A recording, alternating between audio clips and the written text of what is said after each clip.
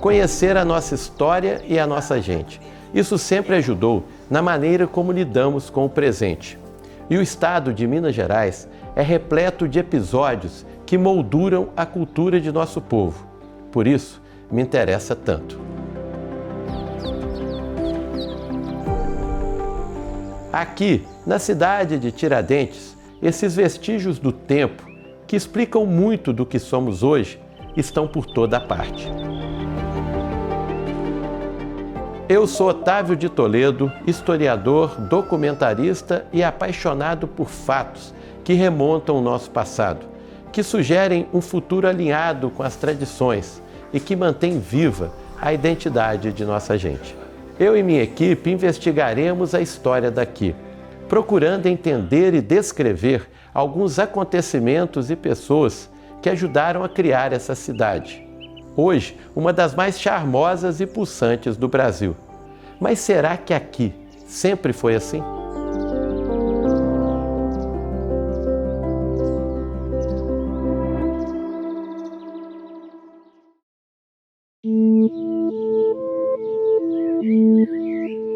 Buscamos em pedaços do tempo fragmentos que remontam um passado tricentenário, com histórias contadas por gente daqui. Coletamos lembranças que acendem a alma, resgatamos memórias que alimentam o espírito e as descobertas foram reveladoras.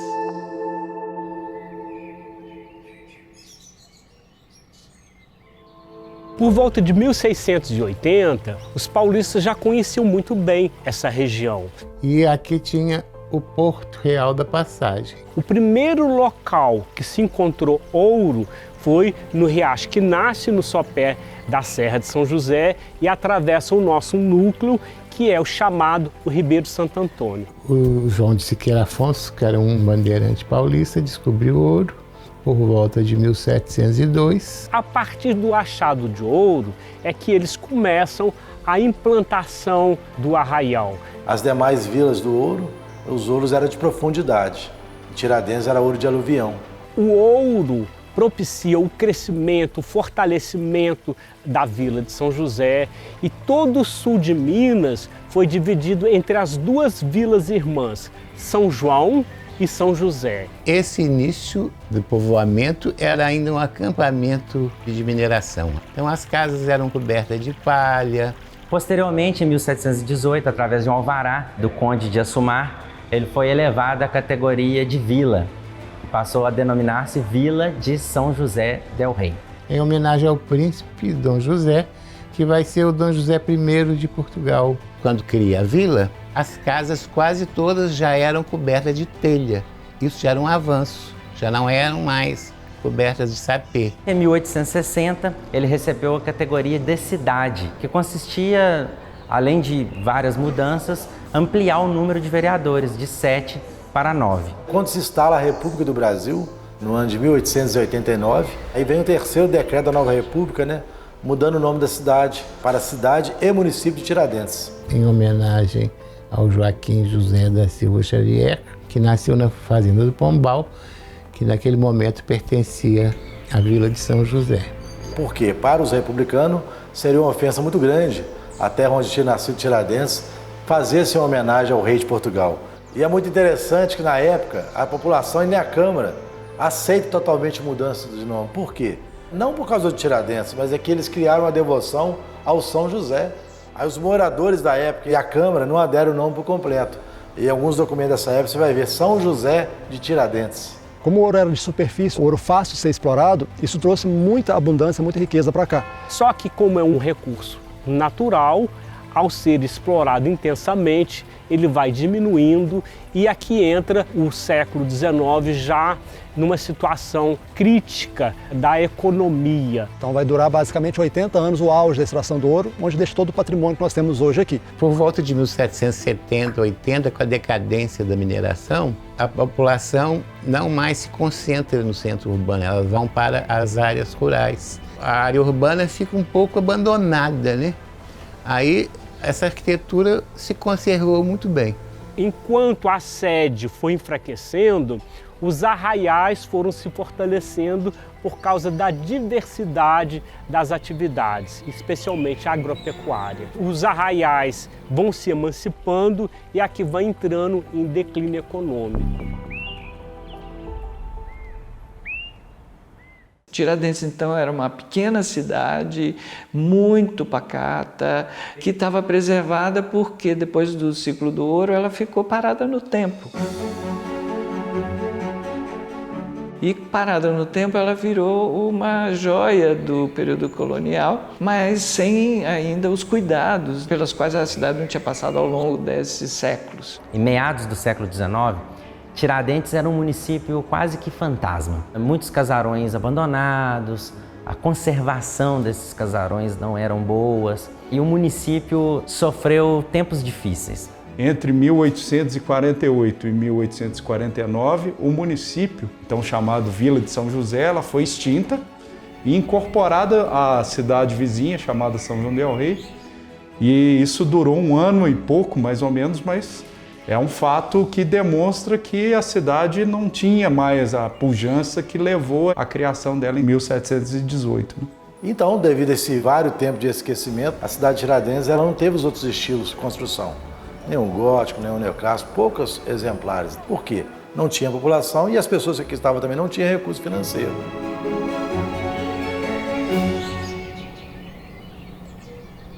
Após um longo período de estagnação, a esperança voltou à cidade através dos trilhos da ferrovia Oeste de Minas. A Estrada de Ferro Oeste de Minas constrói essa ferrovia e ela é inaugurada em 1881. Houve aqui a passagem do imperador Dom Pedro II e a comitiva real. Então, essa questão da ferrovia passando aqui, isso tem um ponto de apoio, favoreceu o início de um ciclo da cerâmica no século XIX para o século XX. E no entorno dessa estação começa a gerar fabricação de tijolos, fabricação de telhas, etc.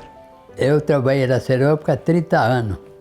Lá fabricava comongó, tijolo furado, tijolo laminado, que ia para o Rio de Janeiro, São Paulo, ia para todo lado. Nós tínhamos a Companhia Industrial Tiradentes, que beneficiava cal, e nós também tínhamos o caulim, que era minerado na serra e também embarcava no trem. E em 1984 é feito o arrancamento de todas as linhas, exceto esse trecho entre São João del Rei e Tiradentes. Então, assim, a ferrovia ela deixou um buraco. Juntamente à chegada da ferrovia e das pequenas indústrias no final do século XIX, o ciclo da prata trouxe novo fôlego à economia de Tiradentes. Tiradentes tinha um movimento de um comércio que era feito em cima de um artesanato de prata que era produzido aqui na cidade. E aqui não tinha prata, né? Não, a prata vinha de fora. Tinha o povo que produzia, a sua oficina geralmente no fundo de casa, e tinha os que viajavam para vender isso fora. Quando eu comecei, já existia um senhor aqui que fabricava e meu pai. Eu fui a terceira pessoa. A prata vinha de Nova Lima, era granulada. A gente derretia ela para fazer os anéis. Naquela época, a gente fazia pulseira, colar, gargantilha e copiava também pelo jornal. E onde essas bijuterias nós vendíamos para o Brasil inteiro. São Paulo, Brasília, Goiânia, Bahia. Então Tiradentes era conhecida com a cidade da prata. Depois do declínio do ouro, da ferrovia e das pequenas indústrias, até a prata perdeu o brilho, nos anos de 1980. Mas nas entrelinhas da história, um novo ciclo começava a nascer. Desenhado ainda no século XIX, ele traria de volta a esperança, o movimento e o orgulho de um povo que nunca deixou de acreditar em sua própria terra. No Código das Posturas de 1892, foi proibida a demolição de sobrados. Quem demolisse sobrado para vender material era multado Eu costumo dizer que foi a primeira lei de defesa do patrimônio, né? E até 1924, quando nós tivemos aqui a expedição dos modernistas, que eles ficaram entre São João e Tiradentes, eles ficaram muito impactados. O Mário de Andrade já conhecia Tiradentes, então ele que conduziu o grupo.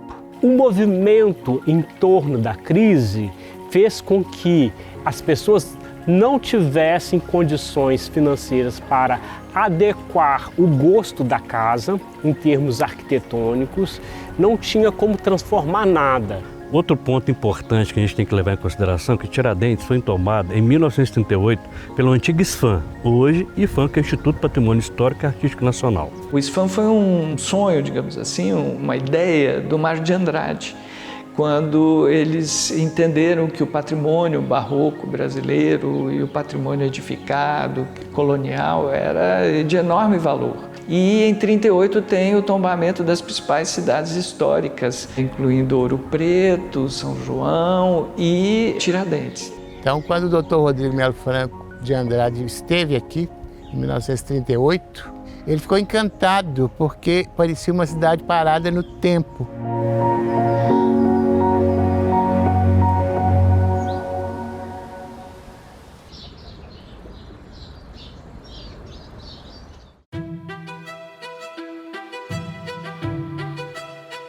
Entre 1966 e 1971, Israel Pinheiro, então governador de Minas Gerais, teve papel fundamental na retomada de Tiradentes. Participou das comemorações dos 250 anos da cidade, estruturou a rodovia 265 e trouxe para cá as celebrações da Semana da Inconfidência.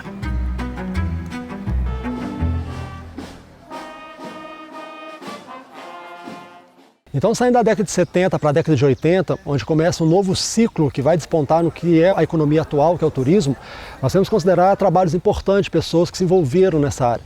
Em 1972, a chegada de um inglês, John Parsons, que vai começar a ter um olhar diferenciado para a cidade. O John era inglês, casado com a Ana Maria, que era mineira. E em 72, eles compraram aqui uma obra inacabada, embargada, e fizeram um hotel de excelência, né? O Solar da Ponte recebeu muitos estrangeiros por causa da influência do John e eles acharam aqui um hotel em nível europeu, né? Ana Maria saía nas andanças pelas cidades em volta, na região, comprou muita peça de artesanato, era vendido no Solar da Ponte. Levando para a decoração do hotel os produtos dos nossos artesãos, contemplando os nossos talentos. E foi exatamente através do Solar da Ponte que surgiu a SAT, Sociedade de Amigos de Tiradentes. Então esses empresários começam a fazer um trabalho de ajudar as pessoas mais carentes a restaurar os casarões, vão conseguir também leis para manutenção do patrimônio histórico. Uma das pessoas que veio a Tiradentes, porque ficava hospedado no Solar da Ponte, foi o Ives Ferreira Alves, que era superintendente comercial da TV Globo. E o Ives também se apaixonou por Tiradentes e começou a vir muitas vezes e começou a comprar propriedades aqui e se dedicar a Tiradentes. Entrou na SAT. O Ives era uma pessoa muito bem relacionada. O Ives Alves foi um revolucionário, um inconfidente silencioso. Foi um homem apaixonado por Tiradentes. Meu pai, na verdade, a formação dele era em História e ele tinha, desde jovem, quando ele morava no Rio e não tinha condições financeiras nenhuma, ele vinha a Tiradentes fotografar. Era esse desejo de preservar a cidade e fazer com que a cidade melhorasse, mas não indiscriminadamente.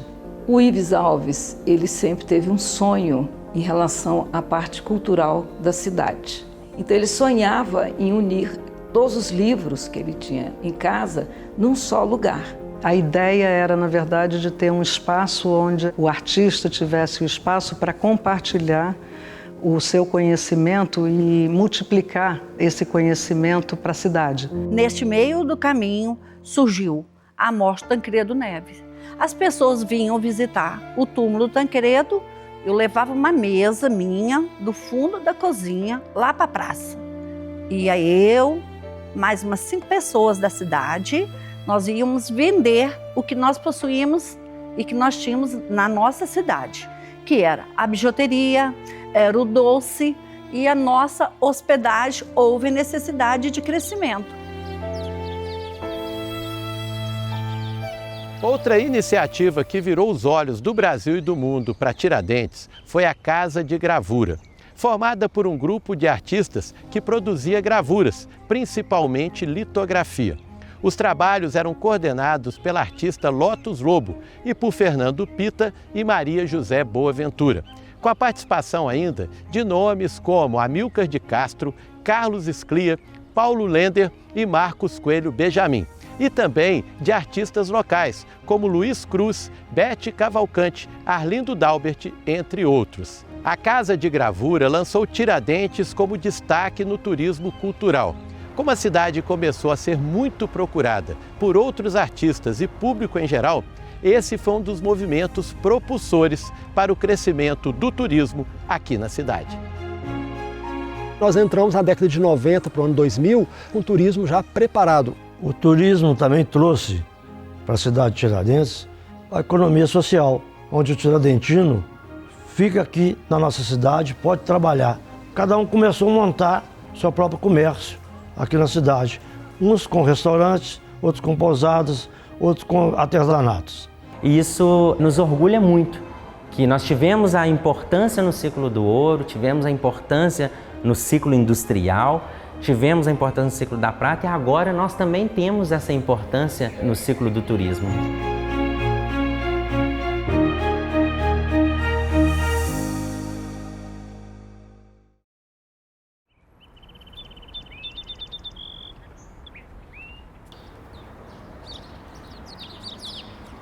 Um monumento natural importante daqui é a Serra de São José.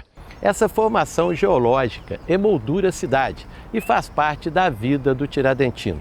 A sua imponência contribui para a magnitude do município, permitindo a criação de um ambiente único, com vários biomas e espécies endêmicas. Tudo isso seduziu os bandeirantes que passaram por aqui e continua deixando apaixonado quem a conhece.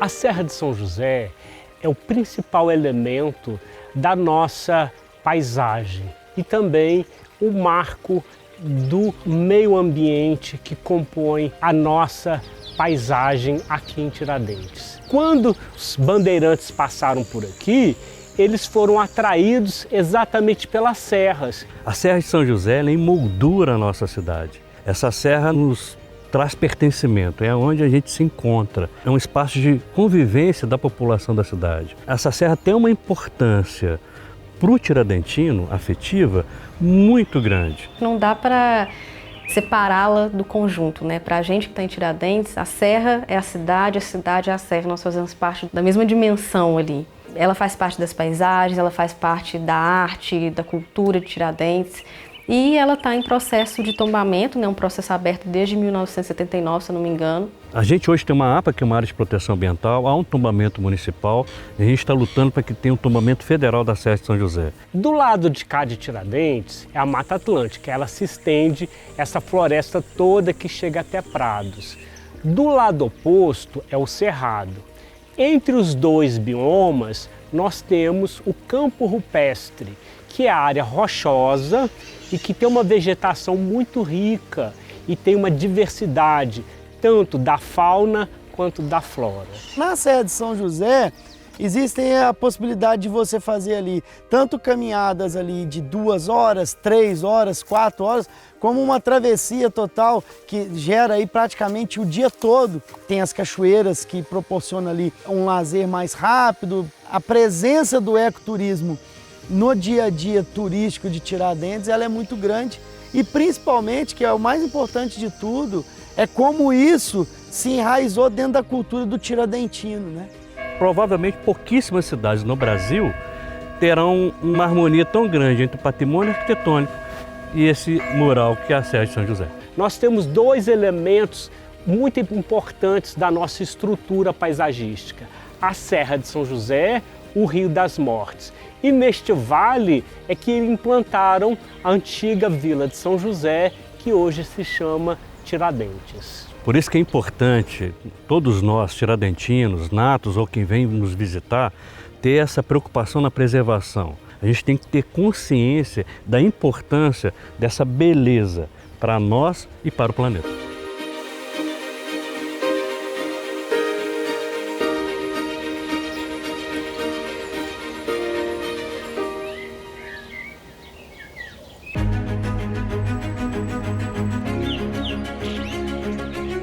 Foi aqui nessa casa que começou um dos mais importantes episódios da história do Brasil.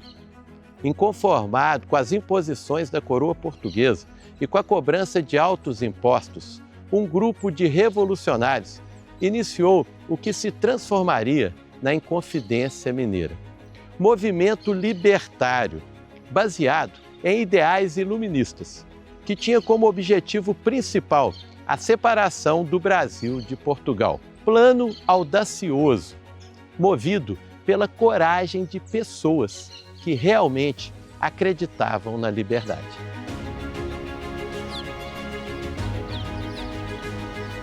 Tiradentes é a cidade berço da liberdade do Brasil.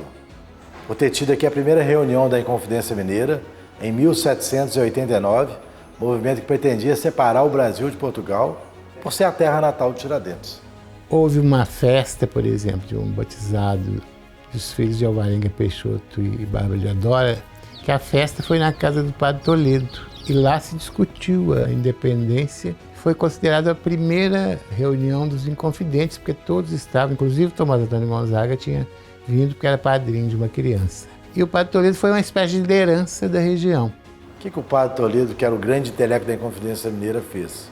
Quando nasceram os filhos de Bárbara e Eudora, na cidade vizinha de São João del Rei, o Padre Toledo foi até a Bárbara e Eudora, contou a história para ela, que precisava de um árbitro para fazer uma reunião, e que esse árbitro fosse o batizado dos filhos dela aqui na Matriz de Santo Antônio, em São José.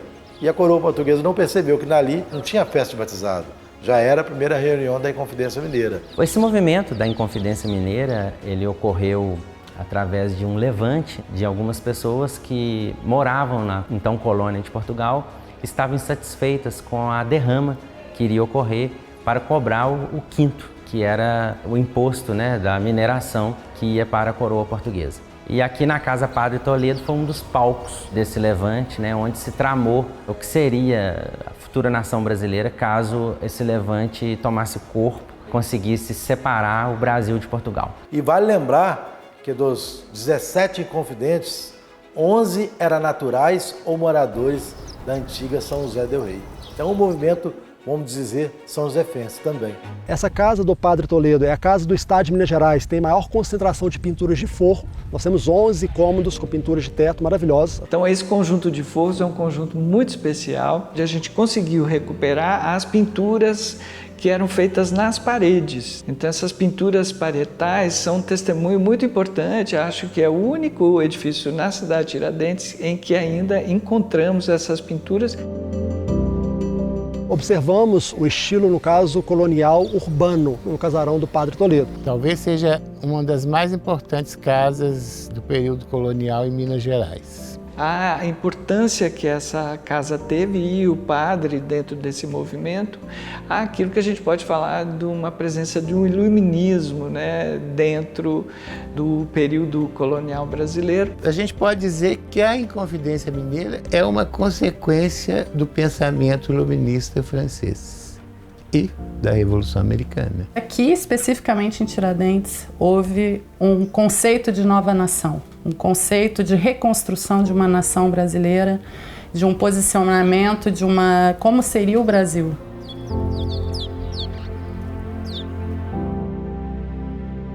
A Inconfidência Mineira teve um traidor, Joaquim Silvério dos Reis. Foi ele quem entregou os planos dos libertários de Minas, homens que sonhavam com a liberdade de seu povo. Presos, julgados, alguns deportados. Muitos perderam tudo, seus bens, suas terras e até suas memórias. Mas um deles foi escolhido pela coroa portuguesa como exemplo, Joaquim José da Silva Xavier, o Tiradentes. Condenado à morte, foi enforcado, esquartejado e seus membros espalhados pela Estrada Real, como aviso a quem ousasse desafiar o poder. Naquele instante, morria um homem idealista e nascia o maior mártir da história do Brasil. Mas uma pergunta ainda ecoa atravessando o tempo. Onde nasceu Tiradentes? Tiradentes ele nasceu no ano de 1746, na fazenda do Pombal, termo da então Vila de São José del Rei.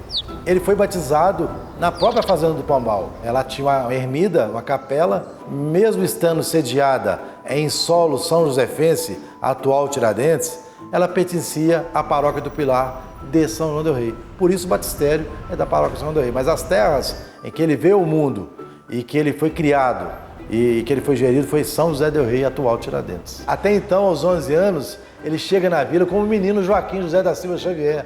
Mas é observando o seu padrinho, Sebastião Ferreira Leitão, que era dentista, ele começa a exercer a prática de dentista. Daí qual o menino? Um tirava dente, o menino Tiradentes. E Tiradentes, ele era uma figura absolutamente avançada para o seu período. A história do Tiradentes, da família dele, é toda ligada à Vila de São José del Rei, que é a nossa atual Tiradentes. O pai dele era português, Domingos da Silva Santos, se estabeleceu em São José del Rei em 1721, foi a chegada dele aqui. E a mãe dele, Antônia da Encarnação Xavier, é filha dos primeiros fundadores da cidade, em 1718. E o casamento deles aconteceu na matriz de Santo Antônio, no ano de 1738. O pai do Tiradentes chegou a ser vereador aqui no ano de 1755. Toda a história do Tiradentes se liga à terra natal dele.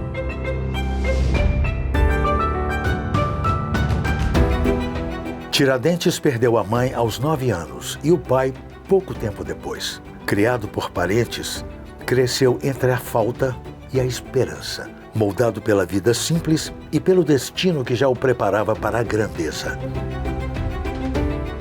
Aqui em São José, ele ficou na companhia de sua tia chamada Rita de Jesus Xavier.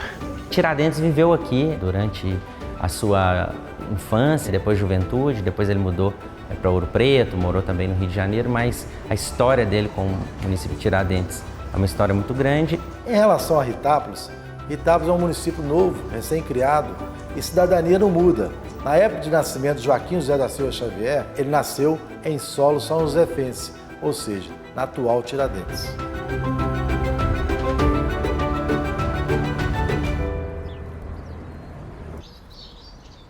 Além do mártir, a cidade é berço de outros grandes nomes da história do Brasil e do mundo.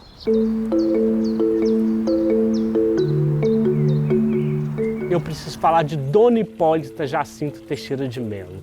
Ela viveu aqui no sopé da Serra de São José, se tornou uma pessoa muito distinta no século XVIII. Ela era uma mulher culta, ela era alfabetizada, uma coisa rara no final do século XVIII. E ela se tornou uma das participantes ativas do movimento da Inconfidência Mineira.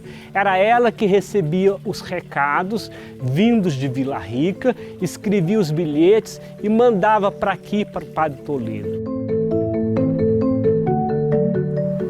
Mas esses personagens não estão apenas relacionados com a Inconfidência Mineira. O poeta Basílio da Gama e o naturalista Frei Veloso também nasceram aqui. A importância do poeta José Basílio da Gama para a literatura brasileira se insere no contexto do arcadismo. Ele é um dos principais representantes desse movimento. Ele nasceu aqui na vila em 1741. O Frei Veloso é hoje, para mim, uma das mentes mais brilhantes de todos os tempos do Brasil. Ele nasceu aqui em São José, ele se tornou um grande pregador, um professor botânico, um dos pioneiros da química no Brasil e, curiosamente, autor do primeiro livro sobre aves brasileiras.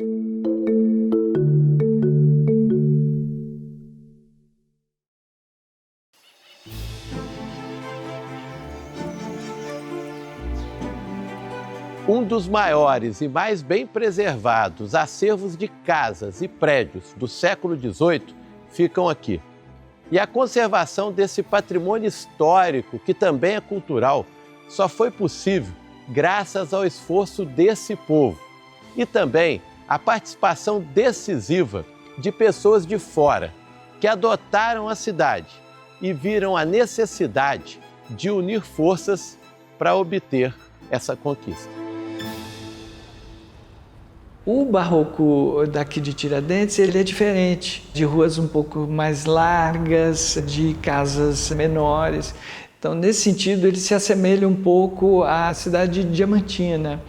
E isso dá uma configuração desse conjunto bastante especial, bastante singular. Fachadas bastante simples, com a introdução no século XIX do vidro, né? O vidro inglês chega no Brasil com Dom João VI.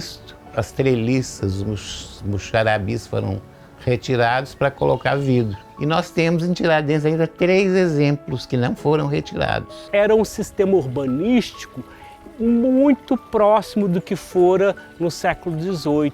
Ou seja, meia dúzia de ruas, meia dúzia de becos e meia dúzia de largos. Ele tem as vias principais, que é representada pela Rua da Câmara, que continua, desce até o Chafariz, a Rua do Sol, hoje Padre Toledo, e a Rua Direita, que se juntam e descem, vão até o Largo das Forras. Esse basicamente era o traçado urbano do século XVIII, que depois atravessava a Ponte de Pedra no final do século XVIII para chegar ao Largo das Mercês. Então, a paisagem urbana, além das janelas, ela tem a composição dos telhados, eles se derramando pelas ladeiras e tudo mais. E uma coisa que eu acho muito bonita é a textura dessas telhas, especialmente essas telhas realmente antigas. Os telhados são muito mais bonitos. Bom, a arquitetura em Tiradentes, ela carrega muito a identidade do povo daqui. Uma vez, que muitas das edificações foram construídas pelos escravizados, então considero que embaixo desse barro, dessa alvenaria, tem muito sangue negro.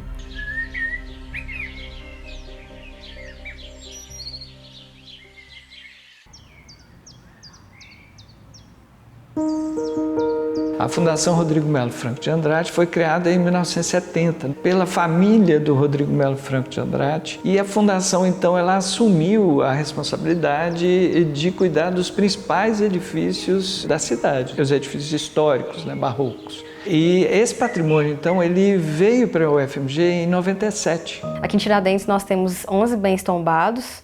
São 10 bens tombados individualmente e um em conjunto, que é o conjunto arquitetônico urbanístico de Tiradentes. Atualmente, Tiradentes está passando por um boom do turismo, e aí faz parte do papel do IPHAN tentar equilibrar os novos usos da cidade com as necessidades da população também. Tiradentes tem sofrido muito com a especulação imobiliária. Então, como vocês viram, Tiradentes é linda, tem edificações maravilhosas, nós temos uma serra que é maravilhosa também, imponente.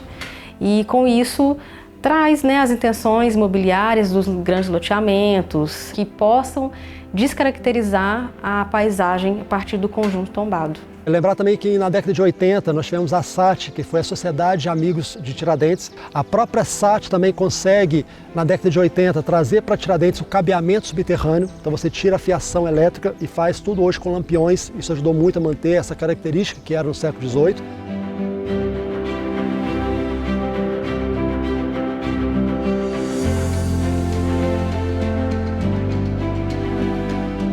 Ao longo dessas décadas, a cidade percebeu a necessidade de a gente ter um novo dispositivo legal que regulamenta e coordena e planeja melhor o crescimento da cidade, que foi o plano diretor.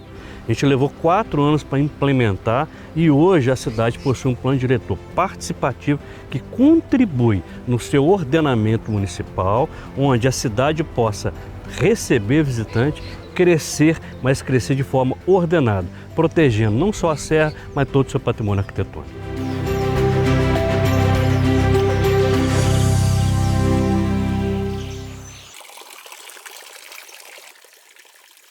Entre os maiores patrimônios arquitetônicos da cidade está o Chafariz de São José. Este é o Chafariz de São José, de 1749. É um chafariz parietal, ou seja, uma parede. Na fachada dele tem a imagem de São José em terracota, a água potável para a comunidade, no tanque lateral para as tropas e o outro lado para as lavadeiras. As lavadeiras, elas vinham lavar aqui no chafariz. Todo dia de manhã elas estavam aqui.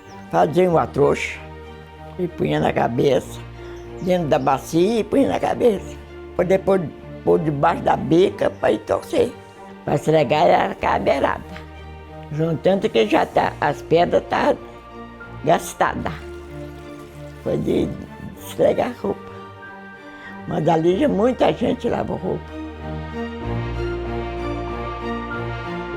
O chafariz, particularmente, é um dos lugares mais especiais que eu acho de Tiradentes. É uma energia muito boa, muito forte. Nossa infância foi toda aqui, né? Aqui no Largo do Chafariz, segundo o reverendo Walsh, era exatamente o local onde os escravizados se encontravam para dançar, tocar caixa e se divertir. É um ponto, então, que nos linka à memória afro-brasileira.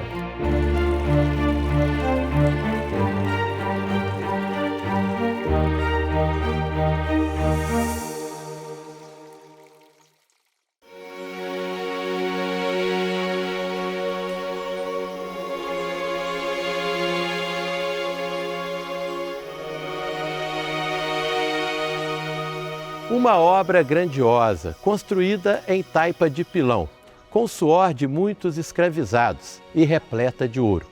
Esse símbolo da fé e da devoção do povo daqui abriga um verdadeiro tesouro cultural de Minas Gerais e do Brasil.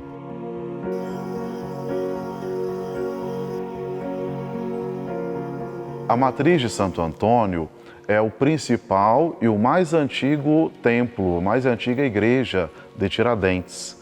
O início da sua construção foi no ano de 1710. Nós dizemos que a finalização desta igreja foi quando ela estava completando 100 anos, com a frente da igreja, que foi todo o risco feito pelo Antônio Francisco Lisboa, o Aleijadinho. É uma das igrejas mais interessantes que a gente tem no Brasil, porque ela tem uma talha do período Dom João V da melhor qualidade, feita por um talhador português que veio da região de Braga, chamado João Ferreira Sampaio. Ele concebeu aquela capela-mor toda, trabalhou mais de 10 anos na talha daquela capela-mor. O altar principal dedicado a Santo Antônio. Depois nós vemos, logo abaixo da imagem de Santo Antônio, a imagem de São José de Botas, uma homenagem aos bandeirantes que povoaram essa região.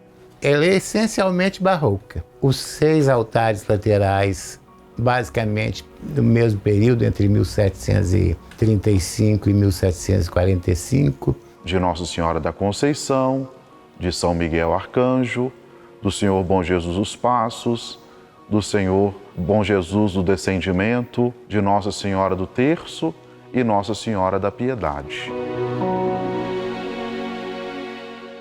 As formas tradicionais dela, né, de construção, são de taipa, e o que diferencia das igrejas de São João del Rei, que a maioria é de pedra. O assoalho é o antigo cemitério da matriz.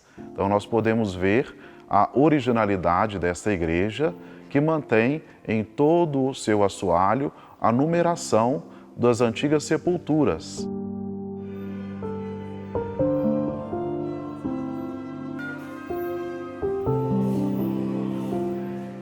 E ela tem um órgão que é da metade do século XVIII, que é tocado até os dias de hoje nas celebrações. Nós temos o órgão já no período rococó, que é um órgão também de suma importância, um órgão que foi encomendado no Porto em 1786 e chegou aqui em 1788.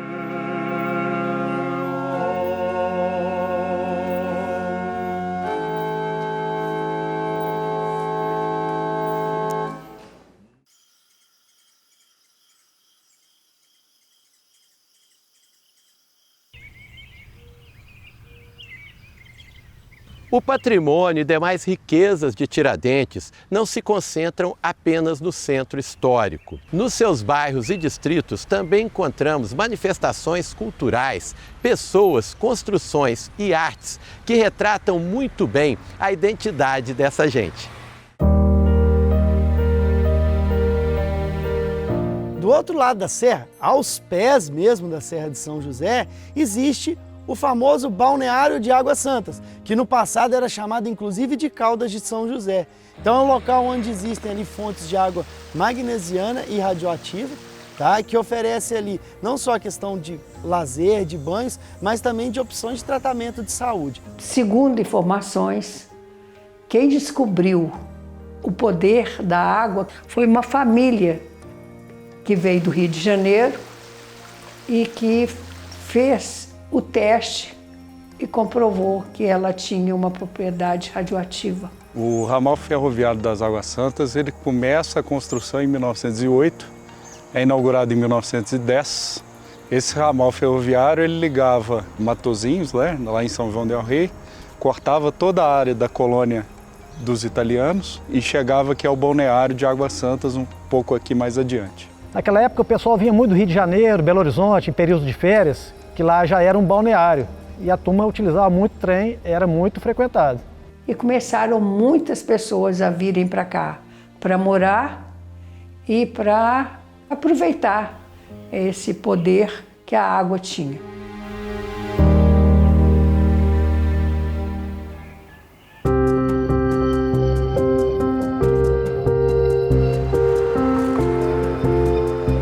E um pouquinho depois de Águas Santas, seguindo o antigo leito ferroviário, existe também a comunidade de César de Pina. César de Pina era um engenheiro muito importante que tinha na rede ferroviária, mexeu na construção da rede ferroviária aqui, e por isso que deram o nome de César de Pina. Ele era um engenheiro e foi o presidente da Estrada de Ferro Oeste de Minas. A estação ferroviária de César de Pina ela foi inaugurada em 1923. O intuito dela era fazer parte de um ramal um pouco maior que ligava São João del Rei a Itaúna, passando por Cláudio, margeando o Rio Pará a partir de Resende Costa. E a comunidade surge junto praticamente com a estação. César de Pina, antigamente, era uma comunidade bem pequena, poucas casas, não tinha quase que movimento. O movimento antigamente mais era que era em volta aqui da estação.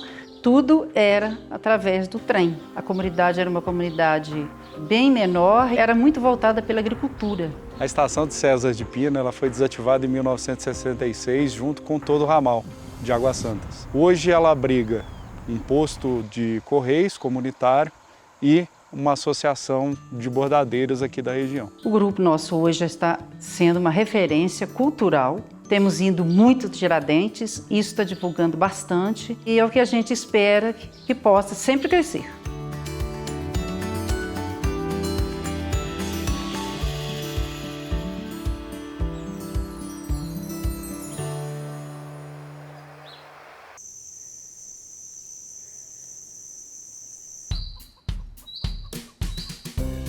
Já a região que é aqui embaixo, que é a região da Caixa d'Água da Esperança, ela é uma comunidade que está diretamente ligada às ferrovias. Era uma fazenda chamada Fazenda Esperança e lá foi instalado, logo no começo da ferrovia, uma caixa d'água que abastecia a água para fazer o vapor do trem.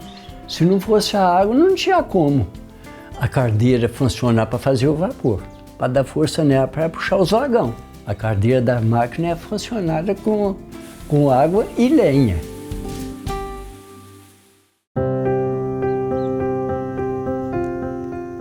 Aqui no bairro da Caixa d'Água tem uma igreja, Nossa Senhora de Fátima, e uma vez por ano, no mês de maio, tem a homenagem de Nossa Senhora de Fátima. Na região da Caixa d'Água é muito fácil de encontrar ali doceiros, queijeiros e uma comunidade muito receptiva. Tem produção de cachaça artesanal da família do meu esposo, do Edmilson. Começou com o Juca do Lino, o pai dele. Tem a produção de leite e tem a Rosileia que faz a mussarela. E eu faço a produção dos meus biscoitos, todos artesanal, feito no forno de cupim e o doce com a fruta da época. Aqui no bairro da Caixa d'Água é um lugar muito tranquilo. Todos que moram aqui é praticamente a família.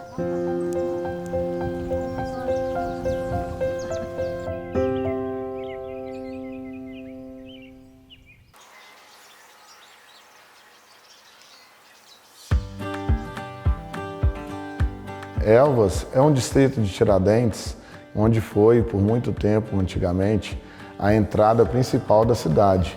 E hoje está se formando um vilarejo da cidade, cada dia crescendo um pouquinho mais, sem perder a nossa mineridade. Do lado de cada serra, essa região do Elvas, que é muito conhecida aí pelas suas montanhas, por ser cortada pela BR-265, por oferecer muitas cachoeiras ali no entorno do rio Elvas. E temos hoje o balonismo, né, que eles estão fazendo um trabalho excepcional com turismo de experiência, trazendo um público para o Elvas, que o pessoal vinha para Tiradentes, só ficava no centro histórico. E hoje, com esse atrativo no nosso distrito, estamos trazendo cada vez mais turistas para a nossa zona rural.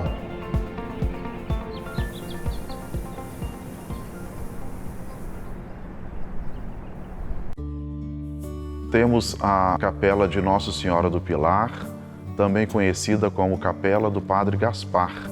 Ela está situada na zona rural do Elvas. Uma igreja muito bela, com pinturas no teto, pinturas nos altares. Ali nós temos então a imagem de Nossa Senhora do Pilar.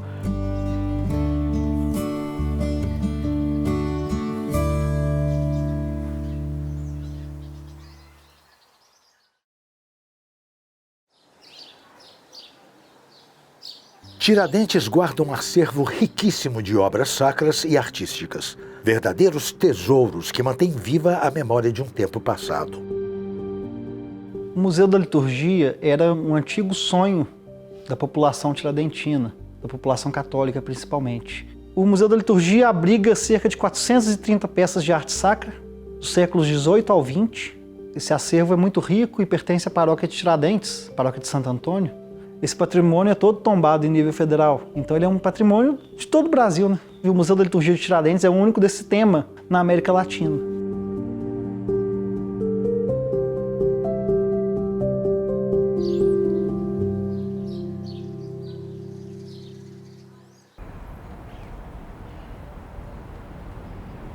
A importância do Museu de Santana começa com a importância do prédio que o museu ocupa.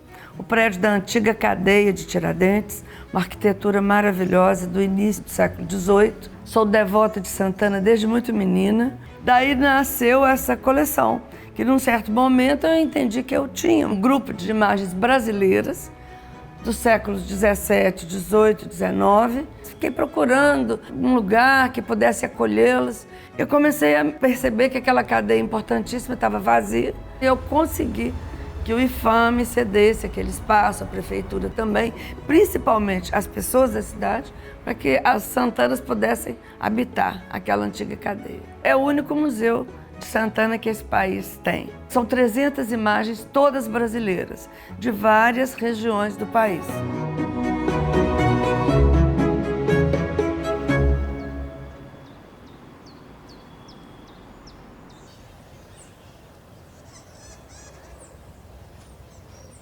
Além da igreja matriz, nós temos uma infinidade de igrejas. Nós temos 8 igrejas. Temos as igrejas maiores das Irmandades. Primeiro, Nossa Senhora do Rosário, que era o Rosário dos Pretos. Primeira notícia dela em 1727. Então nós temos ali um aspecto do estilo barroco, já na transição mesmo para o estilo rococó. A devoção à Nossa Senhora do Rosário sempre foi algo muito forte para os negros, os escravizados.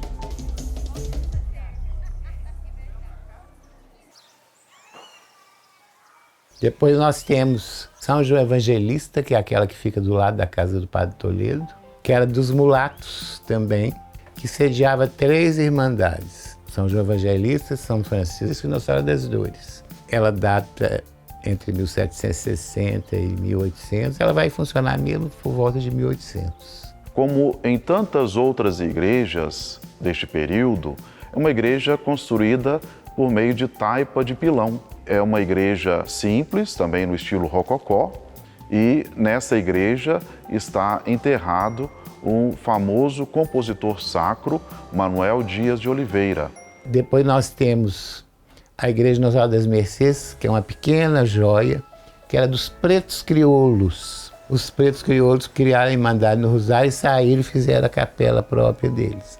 Ela já está bem ao final do século XVIII E por isso nós vemos ali o puro rococó, uma igreja que destaca pela beleza da pintura do famoso artista Manuel Victor. Nós temos as pequenas capelas, que é a capela do Bom Jesus da Pobreza, lá no Lago das Forras, final do século XVIII, ela foi aberta em 1782, tem uma bela imagem de Cristo. Depois você tem São Francisco de Paula, que é por volta de 1760, 70, e uma vista da cidade Almirante, né, de Tiradentes, com um cruzeiro. Temos ali uma pintura que é a celebração de uma primeira comunhão. A capela de Santo Antônio do Canjica, que é próxima aqui, que é uma capelinha bastante humilde, né? Por volta daquela região foi encontrado o ouro. E o ouro encontrado era em formato de grãos de canjica. Daí então o nome Santo Antônio do Canjica. E além dessas todas, nós temos os 5 Passos da Paixão, que são capelinhas que abrem só na Semana Santa, e as procissões de passos e de dores param, entoam um moteto, que é uma pequena peça musical que é cantada ali na parada da procissão.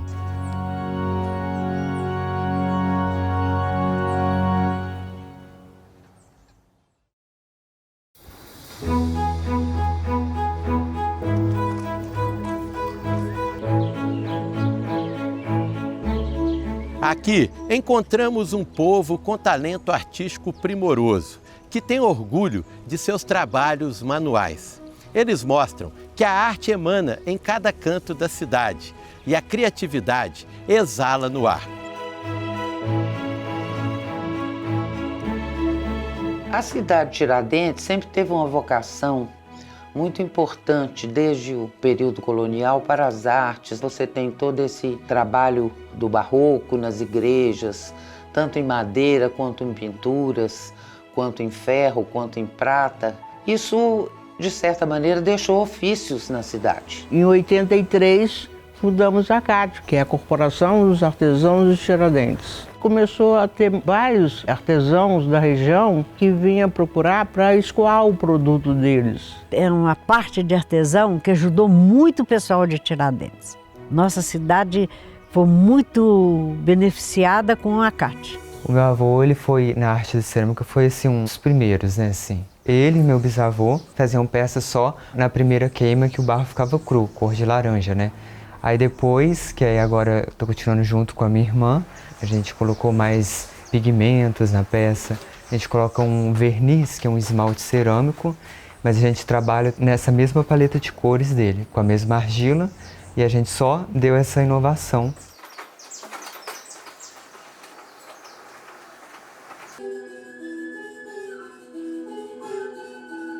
Quando eu tinha 14 para 15 anos de idade, eu tive contato com uma marionete. Eu estudava música na época, então eu vi que eu podia juntar as artes plásticas com a música, e isso tudo o teatro de bonecos me dava, sendo uma expressão assim que eu me encontrei, e desde então eu não larguei mais.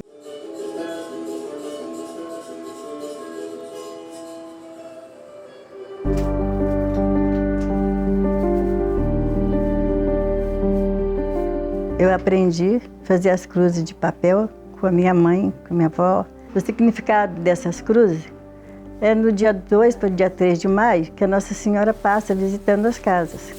E na casa que tem a cruz, Nossa Senhora passa, benze e vai seguindo, né? Vai de casa em casa que tem.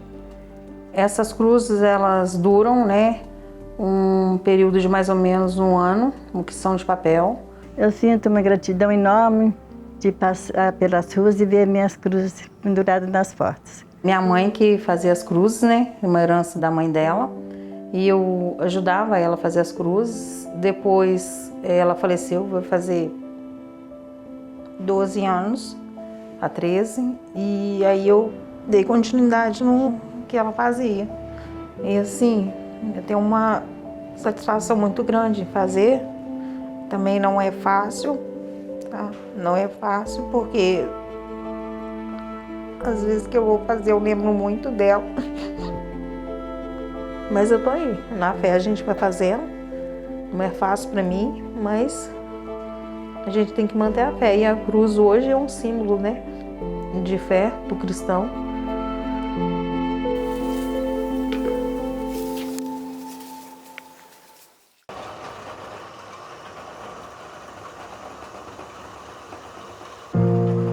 Eu trabalhei um tempo como ourives e depois eu começando do nada como ferreiro aqui, montando as coisas, comprando as ferramentas e tal. Até hoje, tem mais de 30 anos que eu trabalho como ferreiro e fiquei conhecido.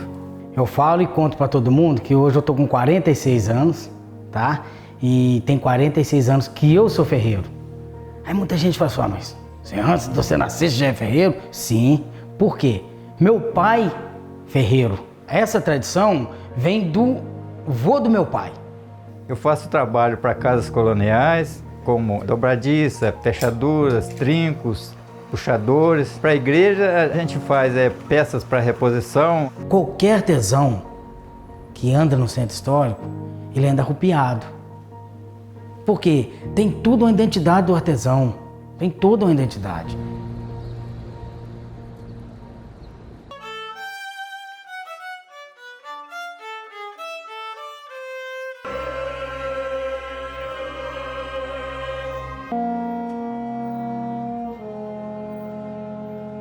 A música também é uma manifestação importante que vem desde o século XVIII, de maneira que essa efervescência de cultura, de história, de tradição, do fazer, ela permanece na cidade. Nosso grupo hoje, chamado de Orquestra e Banda Ramalho, começou suas atividades lá na segunda metade do século XIX, quando então o José Luiz Ramalho, juntamente com seus companheiros, foram responsáveis pela música na Festa da Santíssima Trindade, promovida pela Confraria da Santíssima Trindade. Ele descende, então, dessa tradição musical iniciada pelo José Luiz Ramalho lá em 1860. O que me emociona é quando você vê, por exemplo, a Banda Ramalho se apresentando aqui, aquilo são tiradentinos que estão lá sendo treinados para a música com aquele entusiasmo, com aquela felicidade. Representamos uma tradição musical mais antiga ainda, começada lá em 1719. O primeiro registro de música que nós temos em Tiradentes, em 1719, então já temos mais de 300 anos aí que nós temos a participação da música presente nas celebrações religiosas da cidade e, claro, posteriormente nas celebrações cívicas populares também.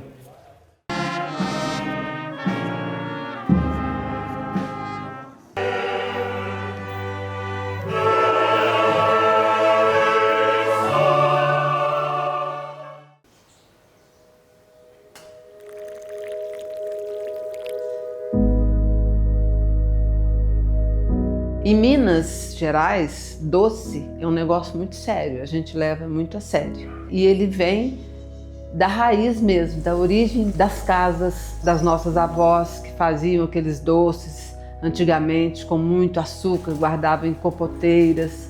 E essa tradição foi passando de filho para filha, para neta, e a gente foi aprendendo. Meu pai, o famoso Chico Doceiro, começa com os doces em 65. As receitas que hoje a gente usa, hoje são todas do meu pai. Meu pai, ele, no passar do tempo, ele foi criando as receitas e foi anotando pra gente, deixou até que chegou no ponto. Aqui tudo é pesado, tudo é medido certinho, para que hoje você come um doce, está com gosto, e que amanhã você volte aqui e vai estar com o mesmo gosto. O meu pai, ele contribuiu muito para a gastronomia local. Em meados de 72 até 75, ele trabalhou num restaurante que chamava São Judas Tadeu. E ali ele começou a aprimorar muita coisa da cozinha. E isso alavancou a gastronomia tiradentina. A ideia de produzir o queijo vem desde a infância, que eu, quando era pequena, eu sempre passei as férias escolares aqui no sítio com a minha avó. E sempre tive esse desejo de um dia vir morar aqui no sítio. E iniciei a produção em 2012 com o queijo Minas artesanal. A vida e a história, ela tem que ser passada para as pessoas que estão vindo agora saber como que se deu? Por que tudo chegou a esse ponto? Porque sempre teve alguém que não deixou morrer, sempre teve alguém que segurou a linha, que foi puxando o fio.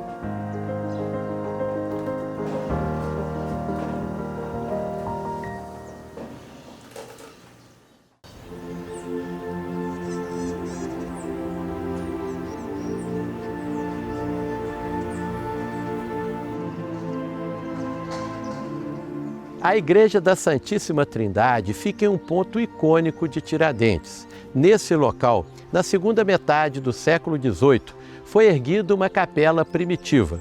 Esse templo começou a ser construído em 1810 e ficou pronto 12 anos depois.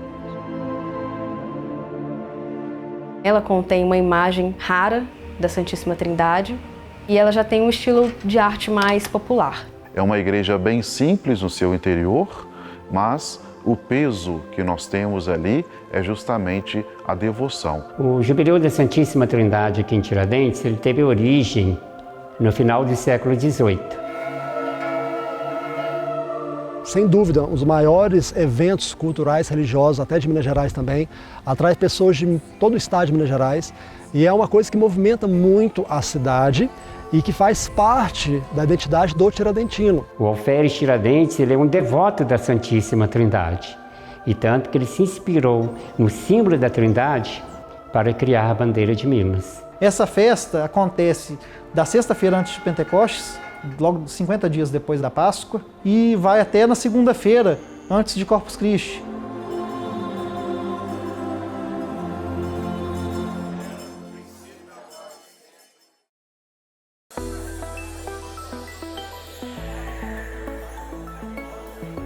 Não poderia ser diferente. Em uma cidade onde a cultura pulsa no cotidiano do seu povo, ao longo do ano, festividades e encontros celebram os talentos locais, formando um calendário vibrante de eventos que nutre a vida social de Tiradentes.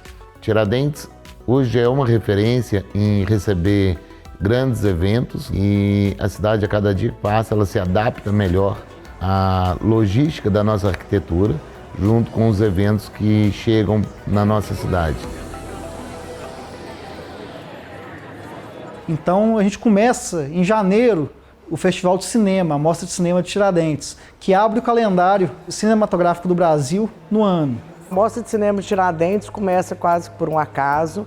Ela foi um evento que foi programado para inaugurar o Centro Cultural Ives Alves, que é um equipamento cultural da cidade. E ele foi pensado em janeiro para coincidir com o aniversário da cidade. E foi interessante que a gente começou fazendo um cirquinho na Mercês, dentro de um circo. E dentro desse centro cultural aqui também. Foi assim, logo um grande sucesso, logo no primeiro ano, em janeiro, nós fizemos 98. Então, inicialmente era uma mostra de cinema e hoje é o maior evento do cinema brasileiro, em formação, em reflexão, exibição e difusão, sempre fazendo eco aí para os melhores frutos. E é na Mostra de Cinema Tiradentes que nós vamos conhecer as tendências do audiovisual, quem está fazendo cinema no Brasil, que produções são essas, que cinema é esse. Então é ali, naquele momento de grande impacto, de grande visibilidade, que projeta a cidade de Tiradentes e ao mesmo tempo promove a nossa cultura, a nossa identidade, é que a gente vai discutir o futuro do audiovisual. Eu acho que o cenário da cidade contribui por ser histórico, por ser antigo, clássico, cenário inclusive de muitos filmes que já foram produzidos aqui, filmados aqui. A gente começa exibindo filmes numa lona de circo, no Largo das Mercês, junto com o Centro Cultural. Hoje a gente expandiu, né? Tem uma tenda de 1.400 metros quadrados construída e a cidade correspondeu. Eu falo que a Mostra de Cinema de Tiradentes é a cara do cinema brasileiro e a cara de Tiradentes, e Tiradentes caminha de mãos dadas com o evento.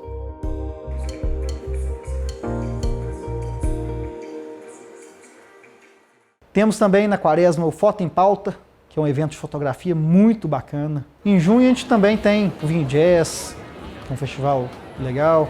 Temos também o Bike Fest, que é um dos primeiros eventos que aconteceram na cidade. Em agosto, nós temos como grande evento o Festival Gastronômico. O movimento gastronômico em Tiradentes, ele começou em 1970 com a minha avó, com a dona Josefina. Abriu um restaurante em 70, numa época que não tinha nenhum movimento turístico na cidade e as pessoas chamavam ela de doida. Mas ela, assim, sempre foi uma visionária, uma mulher muito à frente do tempo. E com isso foram surgindo também depois outros estabelecimentos. Então, quando a cidade vira cenário de filmes, novelas e começa a despontar no cenário turístico. Mas a consolidação mesmo dessa vocação gastronômica da cidade veio com o Festival Gastronômico. Era um evento pioneiro no Brasil, então a gente queria mostrar o outro lado de Minas Gerais, que é o lado da valorização da gastronomia. Quando o festival começou, Tiradentes era uma cidade que recebia muito pouco turista, tinha poucos restaurantes, poucas pousadas e realmente era uma cidade do interior pacata. Hoje, depois de esses anos todos, a gente tem mais de 100 restaurantes, mais de 200 pousadas. Então o festival teve essa grande importância, trazendo influências e tudo, mostrando que a gastronomia seria um diferencial para o turismo em Tiradentes.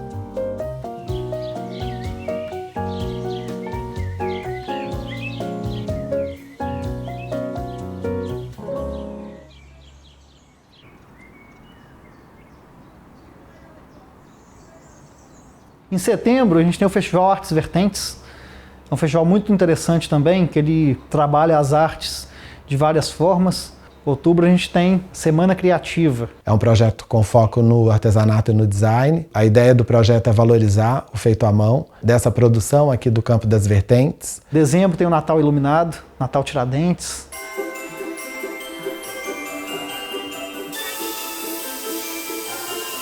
O Natal Tiradentes surgiu com essa força em 2019. Antes era um período de férias, o pessoal dava férias em novembro, dezembro, porque não tinha movimento. Hoje o Natal, pelos últimos cálculos, dá 65% de ocupação das pousadas durante o período de Natal, em um período que antigamente não tinha 5%. Nesse período a cidade fica muito movimentada e para a gente que trabalha no comércio é excepcional. A gente acolhemos muitos turistas de várias cidades, então para Tiradentes não tem coisa melhor.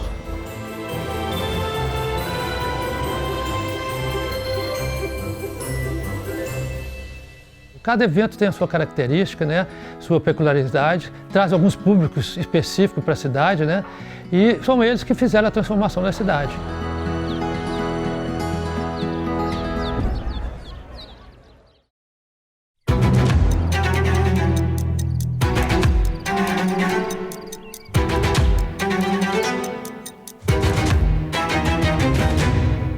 Tiradentes sobreviveu ao tempo de uma forma única.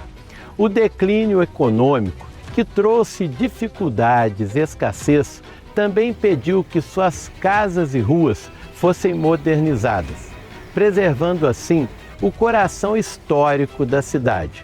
Os moradores, com coragem e resiliência, enfrentaram os desafios de cada ciclo econômico, reinventando-se diante da adversidade.